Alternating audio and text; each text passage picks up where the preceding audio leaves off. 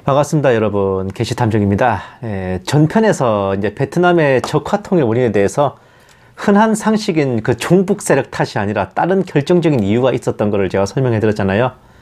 오늘은 이게 엄밀히 따지면 월남 패망의 진실이라기보다는 약간 번외의 편인데, 월남 패망이 종북 세력 탓이라는 흔한 상식과 덧붙여 또 하나의 흔한 상식인 적화통일 후 베트콩들이 토사구팽 당했다라는 것에 대한 내막입니다. 뭐 간단한 역사 이야기 정도로 들어주시면 될 것 같아요. 국내에서도 이 남로당의 박헌영이 북한에서 김일성에게 숙청된 예가 있듯이 월남의 공산화 후에도 월남 내의 종북 세력, 반정부 세력, 흔히 베트콩으로 유명한 그들이 북베트남, 즉 월맹의 공산당에게 토사구팽되었다는 최후는 항상 나오는 이야기였습니다. 그러면서 공산주의자들의 잔악상을 강조하는 근거로 사용하는데, 사실은 사실로 똑바로 알고 있는 게 좋습니다. 박헌영과 남로당이 숙청된 것은 토사구팽이라기보다는 김일성과 권력 다툼을 벌이다가 패했기 때문에 그렇게 된 거예요. 김일성에게 숙청된 세력은 남로당뿐이 아니라 연안파, 소련파 및 갑산파, 특히 이 갑산파는 김일성파의 내부 세력입니다. 김일성 1인을 제외한 모든 정파들이 사실 제거된 거예요. 월맹군과 함께 전쟁을 치른 베트콩이 적화통일 후 숙청되었다는 것은 두 권의 책에 근거를 두고 있습니다. 보시면은 그 월남 반정부 인사였던 도안반토아의 베트남 수용소와 더불어 그 베트콩의 남베트남 임시혁명정부 법무장관을 역임했던 튠 뉴탄의 배반당한 베트남 혁명입니다. 일단 베트남 수용소 책은 이제 수용소 체험기가 대부분인데, 이 두 번째 책이 거의 결정적인 증언이죠. 사실 이 두 번째 배반당한 베트남 혁명, 이 책을 거의 결정적인 근거로 활용합니다. 베트남 수용소는 사실 이게 저자가 토사구팽으로 숙청된 게 아니라요, 이름이 같은 다른 숙청 대상자로 오인돼서 끌려간 거였거든.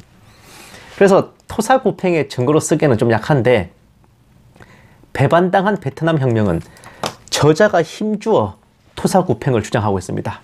자, 보세요. 그 저자 튠 뉴탄은 남베트남 임시혁명정부 법무장관을 지냈고, 이 사람이 이제 베트콩의 공식 명칭, 그 남베트남 민족해방전선의 창립 멤버 중 한 명입니다. 그리고 적화통일 후에 이제 베트콩 및 종북 세력이 숙청되는 걸 목격했고, 통일 4년 만인 1979년에 보트피플이 되어서 프랑스로 망명했습니다. 그럼 계속 보세요. 그 책의 내용입니다. 통일된 남베트남에서 하노이 공산당의 한 첫 과업은 민족해방전선이 지금까지 이룩한 모든 공로의 말살과 공로자의 거세였다. 해방전선이 외사로부터의 해방과 자유를 쟁취하여 어느 정도 자치와 자립을 조건으로 한 남북 연방제를 통한 느슨한 통일 노선을 추구한 반면에 하노이 공산당은 외세로부터 이민들을 해방시켜 남북 연방제로 가는 것은 과도기적 단계로 상황과 조건에 따라 그 시기를 연장할 수 있고, 반대로 단축시킬 수도 있지만 궁극적으로 사회주의 공산주의 사회의 건설을 목표로 하고 있었다라고 적고 있죠. 이 사람은 월맹에 의한 베트콩의 숙청을 이제 눈물의 숙청이라고 이제 표기했었어요. 이 책을 읽어봤기 때문에 압니다. 이게 무슨 뜻이냐면, 함께 기나긴 투쟁을 벌여왔음에도 모든 기록과 공문, 역사에 오직 월맹군과 북베트남 공산당의 업적만 기록하고 베트콩과 임시혁명정부의 공로는 있지도 않았던 것처럼 배제하는 걸 보았기 때문에 그렇습니다. 계속 보실게요. 1964년 초 당시에는 이데올로기 문제는 일체 논의의 대상이 되지 않았다. 중요한 것은 오직 단 한 가지 민족의 해방과 조국의 자유였다. 우선은 민족주의 단계를 거쳐야만 했다. 나는 공산당도 조국의 이익을 이데올로기에 우선시키는 것으로 믿고 있었다. 해방전선의 회원으로는 유달리 사회의 상층 계급에 속한 사람들이 많았다. 지식인이나 상공업자들, 해외 유학 출신자, 부르주아 출신으로 사회적으로 안정적 지위를 갖고 있는 자들이 많았다. 그래도 가장 활동적인 그룹은 좌익분자들, 그 핵심은 공산당원들이었다. 공산주의자가 아니었음에도 오직 민족주의 일념으로 베트콩에 가담한 사람들과 월남 내의 지식인 상공업자들이 많았어요. 적화통일 이후에 일부 숙청이 있긴 했지만 그 대상자는 베트콩 내에서 공산주의자가 아닌 인물들이었습니다. 자, 계속 이건 굉장히 유명한 에피소드입니다. 해방전선 군대의 해체와 남측 정치 세력의 소멸. 튠 유탄 씨는 전승 축하대회에 참석했다. 노란별의 붉은 깃발을 장식한 북베트남 군대가 행진에 들어왔다. 탄 씨는 바로 옆좌석에 반티엔준 총참모장에게 물어보았다. 우리의 유명한 제1호 79사단은 어디로 갔어? 군은 이미 통합되었어. 도대체 언제부터요? 전쟁이 끝나자마자 남베트남 임시혁명정부의 군대, 즉 베트콩의 사단급 부대들은 모조리 해체되었고 소리 소문 없이 북베트남군에 편입돼 버렸습니다. 그리고 계속 보세요.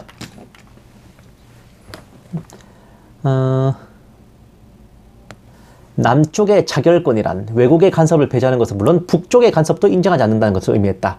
남쪽 지역의 특수성을 고려한다는 점. 탄 씨와 해방전선은 남베트남을 5개 자치지역으로 구성된 하나의 연방을 수립하는 달콤한 꿈을 그리고 있었다. 그러나 현실은 다르게 진행되었다. 하노이 공산당 지도자들은 베트남 전 지역에 권력을 배치하고자 하였고 권력을 당의 손안에 집중시켰다. 남측은 연방제 실시를 통한 신중한 통일 논의를 원했고 북측은 남측의 요구에 아랑곳하지 않고 조속한 통일을 촉구하면서 사회주의식 흡수 통합을 결의한 것이다. 11월 15일 4.20에서 열린 남북대표단 회의에서 사전의 각본에 의해 진행되었다. 회의에서 해방전선이나 임시혁명정부를 통일 후 어떻게 대우할 것인가에 대해서 한마디 언급도 없었다. 남베트남을 5개 자치구로 나눈 연방체제로 만들겠다는 계획은 물거품이 되고 전 베트남이 월맹 공산당의 지하에 들어갔습니다. 그리고 보세요. 1976년 4월 25일 남북 국회의원 총선거, 국회에서 국명을 베트남 민주공화국에서 베트남 사회주의 공화국으로 하여 수도를 하노이로 했으며 4.20을 호치민시로 바꾸었다. 남쪽의 임시혁명정부는 여기서 물리적 수명이 완전히 끝났다. 중앙정부 다음으로 대중조직인 조국전선이 결성되었다. 조국전선은 북쪽에 있었으나 이제 전국적인 조직으로 탈바꿈하여 해방전선을 흡수하자는 보관이었다. 이렇게 1976년 베트남 사회주의 공화국, 지금의 이제 베트남이 수립되고 남베트남 임시혁명정부는 폐지되고 조국전선이라는 조직이 등장했습니다. 그리고 다음, 해방전선은 조국전선에 흡수당했다. 남쪽을 지배하려고 날뛰는 북쪽의 태도에 대해서 탄 씨와 해방전선은 너무나도 무력하게 당해버렸다. 그런데 해방전선이나 임시혁명정부, 평화세력연맹 사람들은 그 후 어떻게 되었나? 탄 씨는 소리도 없이 소멸당해버렸다고 증언한다. 이들은 정치적 생명이 말살당했고 이들의 존재마저 잊어버리도록 하려는 노력을 했다는 것이다. 여러 집회, 결의, 신문 발표에서 가능한 임시혁명정부, 해방전선 평화세력연맹은 긴 투쟁에서 전혀 공헌이 없었던 것처럼 하고 이들의 이름을 사람들의 기억에서 말살하고 승리는 오직 공산당만의 힘에 의해 달성된 것처럼 하려고 하였다. 왜 그렇게 되었나? 그것은 남쪽 3대 정치 세력이 부르주아 출신이었기에 이들에 대한 북쪽 공산당 지도자들의 철저한 불신감 때문이었다. 남쪽의 3대 정치 세력 중 어느 누구도 정부와 당의 중요 요직에서 완전히 폐쇄되었다. 결국 남베트남 민족해방전선, 즉 베트콩은 조국전선에 흡수되었고 튠 유탄의 증언에 따르면 구성원들은 소리 소문 없이 소멸당했습니다. 본 게시탐정에 추리하셔야 할 때는 여기서부터예요. 저 증언대로만 보면은 적화통일 후에 베트콩이 빼도 박도 못하게 숙청되고 토사구팽된 각인데 아쉽게도 그리 간단한 노릇이 아니올시다. 이 저자도 증언했듯이 눈물의 숙청이었지 피해 숙청이 아니었습니다. 끌고 가서 패고 죽이고 뭐 주리를 틀고 이걸 본 게 아닙니다. 그리고 애초에 근원적으로 베트콩 자체가 공산당이 주도하는 집단이면서 그 밑에 여러 세력들이 합류한 연합체인데 숙청된 자들은 공산주의자가 아닌 자들이었습니다. 정확하게 말하면 숙청했다기보다는 자기들이 실망했다고 싫다고 나가버린 거에 가까운 거예요. 튠 유탄은 월맹이 베트콩을 배신했다는 식으로 말하지만 애초에 베트콩은 공산당의 하부 조직이었고 튠 유탄과 같은 비공산주의자는 당연한 숙청 대상, 배제 대상이었던 겁니다. 게다가 유명한 1968년의 구정공세로 베트콩 주력이 전멸당하면서 더 이상 베트콩의 전면 작전은 불가능했어요. 월맹군 7만 명을 빌려다가 겨우 재편성하는 지경에 이르렀는데 그 후 1975년까지 나머지 전쟁은 월맹군이 주도했고 베트콩은 2선으로 물러났습니다. 종전 후 베트콩 병력 14만 명 중 7만 명의 월맹군과 그리고 북베트남 공산당 간부들이 원래 소속과 직책으로 복귀하자 50%의 구성원이 이탈한 베트콩 부대들은 더 이상 건재 유지가 불가능했고 사단급 부대는 해체되고 중대급으로 재편성돼서 월맹군에 그냥 편입된 거예요. 이런 내막을 잘 모르면 말 그대로 월맹군이 베트콩을 기습이라도 해서 괴멸시켜버린 듯이 느껴지기 딱 좋습니다. 그리고 까놓고 생각해봐. 68년부터 75년까지 그래도 같이 한솥밥 먹고 싸운 전우들 아니요? 아무리 월맹군이고 베트콩이고 소속이 달라도. 그러니까 스무스하게 그냥 소속만 옮겨간 것이. 그렇게 생각하셔야 되는 거야. 남베트남 임시혁명정부가 해체되고 북베트남이 주도하는 공산정부가 수립되었으며 그 과정에서 비공산 계열이 이탈한 것을 마치 남베트남 출신들을 토사구팽한 듯 말하지만 사실 우리가 알고 있는 베트남의 국부 호치민과 총사령관, 그러니까 월맹군 총사령관 보구엔 지압은 이미 월남전이 한창의 무렵부터 실권 없는 뒷방 늙은이였습니다. 실제로 월남전을 지휘하여 적화통일을 성사시킨 지도자는 공산당 제1비서인 레두안이었는데 원어 발음은 레주언이라고 하는데 이제 그 구식 발음으로는 레두안이라고 해요. 이 사람부터가 남베트남 출신이야. 남베트남 출신이라고 숙청할 이유가 있겠습니까? 지가 그쪽 출신인데. 만약 베트콩을 숙청하려고 했다면 자, 이 표 한번 보세요, 여러분. 이게 베트콩 주요 지도급들의 결말입니다. 구엔 후토 혁명정부 주석, 슌탄팟 수상, 풍반충 부수상, 트란 남투룽 국방장관, 루후푸옥 교육장관, 두옹휘초아 보건장관, 트란반트라 베트콩 총사령관. 이 사람들 죽은 연도를 한번 보세요. 제일 빨리 죽은 사람이 87년에 죽었었고 89년, 96년, 2006년, 2009년까지 살아있던 사람들이 있었다니까. 그리고 특히 혁명정부 주석인 구엔 후토 그리고 총사령관인 트란반트라 이 사람은 거의 전설입니다, 진짜. 이 두 사람의 제거는 최우선 아닙니까?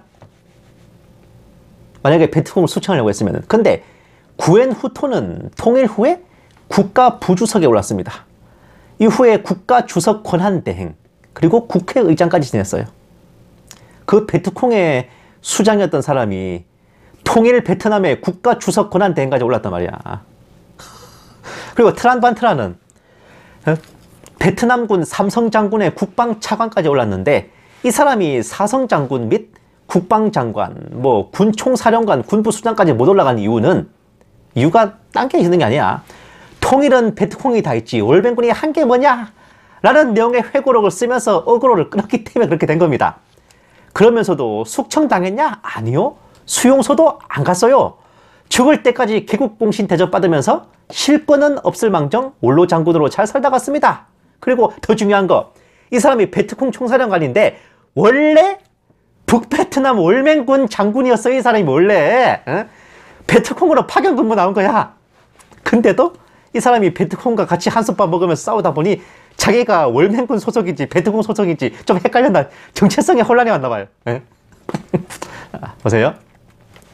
말년에 이제 트란반트라인데 숙청은커녕 저 훈장 달고 있는 거 보이십시오, 저.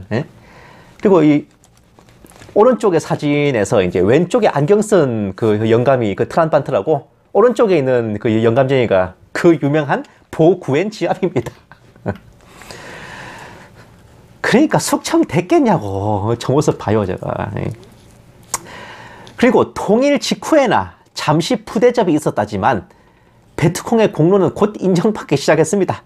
현재 베트남 역사에서 베트콩의 명칭은 남베트남 해방군이에요.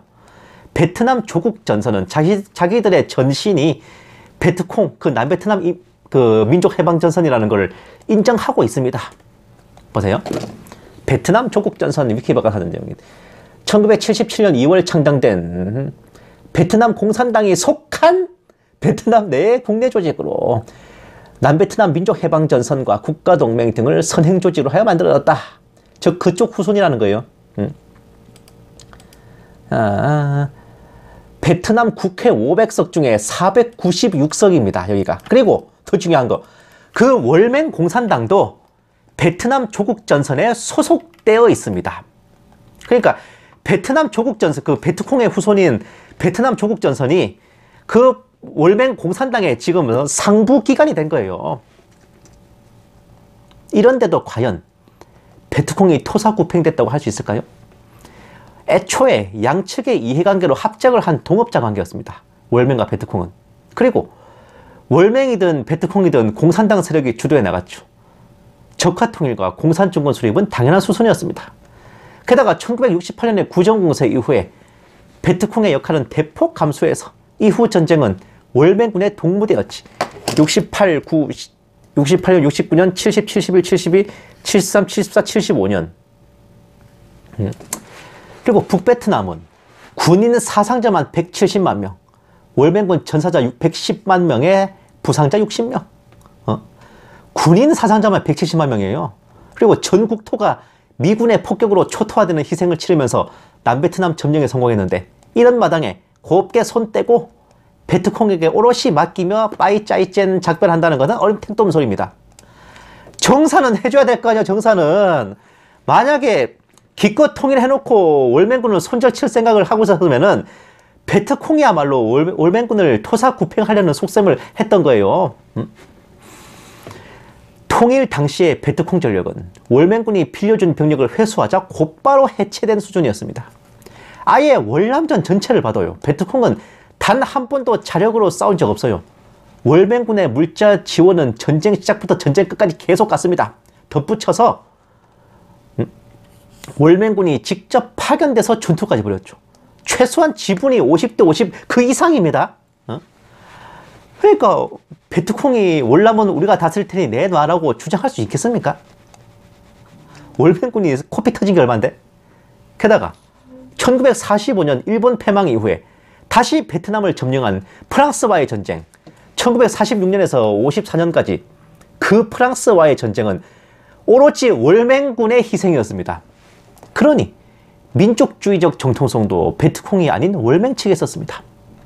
그럼에도 불구하고 월맹군은 사이공을 점령할 때 북베트남 깃발 대신 베트콩 깃발을 걸도록 배려했고, 이후 남베트남 해방군이라는 경칭도 베트콩에게 부여했고, 베트콩의 지도자를 부주석 및 국가주석 권한대행, 베트콩의 군사령관을 국방차관에 올리면서 정부와 군부의 넘버 2 자리를 인정했던 겁니다. 지분 차이를 생각하면 어림택도 없는 소리입니다, 이게. 그 베트콩의 후신들이 현재까지 베트남 국회를 장악하고 있는데 토사구팽을 따질 게 아니라 이 정도면 월맹 공산당이 보살이야, 보살.